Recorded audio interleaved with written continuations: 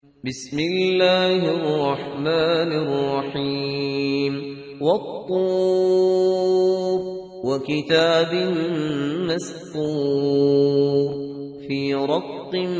منشور والبيت المعمور والسقف المرفوع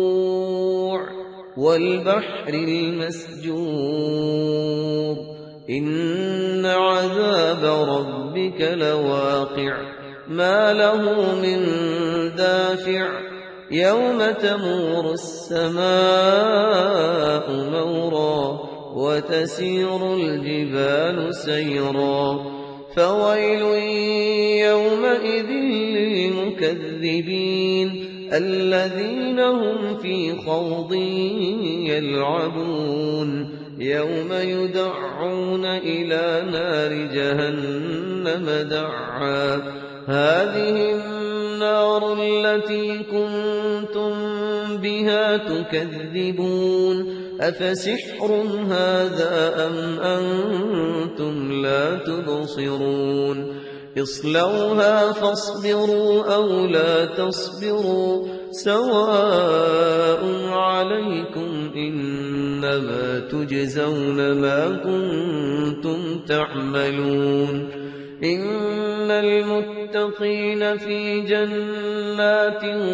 ونعيم فاكهين بما آتاهم ربهم ووقاهم ربهم عذاب الجحيم كلوا واشربوا هنيئا بما كنتم تعملون متكئين على سرر مصفوفة وزوجناهم بحور عين والذين آمنوا واتبعتهم ذريتهم بإيمان ألحقنا بهم ذريتهم وما ألتناهم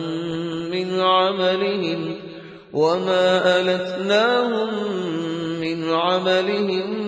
من شيء كل امرئ بما كسب رهين وأمددناهم بفاكهة ولحم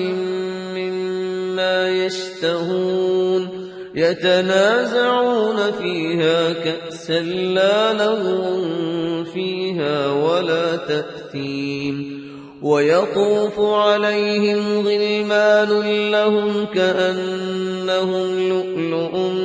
مكنون وأقبل بعضهم على بعض يتساءلون قالوا إنا كنا قبل في أهلنا مشفقين فمن الله علينا ووقانا عذاب السموم إنا كنا من قبل ندعوه إنه هو البر الرحيم فذكر فما أنت بنعمة ربك بكاهن ولا مجنون أم يقولون شاعر نتربص به ريب المنون قل تربصوا فإني معكم من المتربصين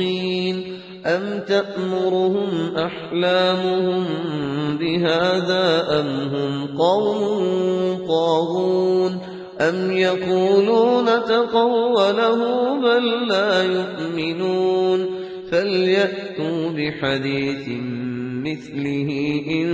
كانوا صادقين أم خلقوا من غير شيء أم هم الخالقون أم خلقوا السماوات والأرض بل لا يوقنون أم عندهم خزائن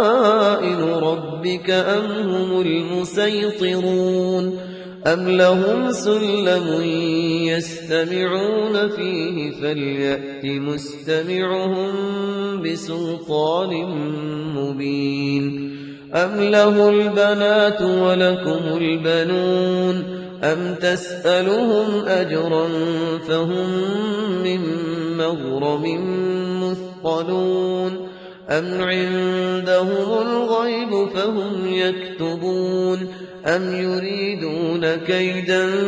فالذين كفروا هم المكيدون أم لهم إله غير الله سبحان الله عما يشركون وإن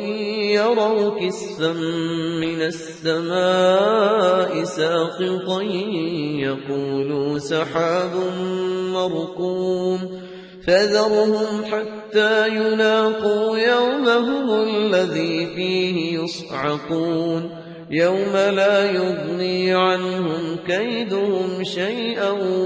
ولا هم ينصرون وإن للذين ظلموا عذابا